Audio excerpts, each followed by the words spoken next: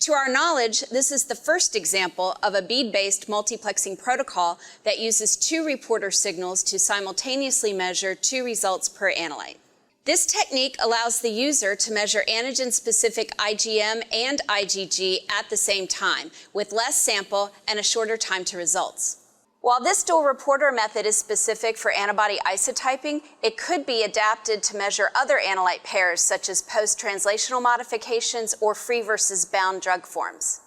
Demonstrating our procedure today, we have Dr. Steve Angeloni, a senior field application scientist for Luminex Corporation.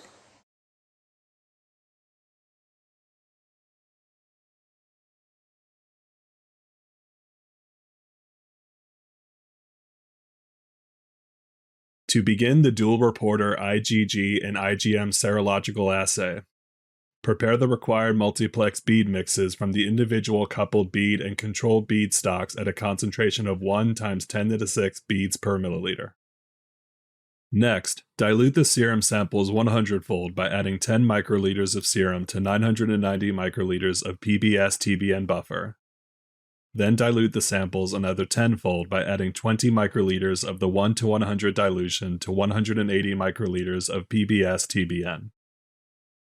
When the bead mixes and serum samples are ready, add 50 microliters of the multiplex bead mixes to the assigned wells of a 96-well non-binding microtiter plate, then add 50 microliters of the diluted serum samples to the appropriate wells. Once all samples have been added, cover the plate with a microplate foil seal and incubate on a heated plate shaker at 37 degrees Celsius for 15 minutes.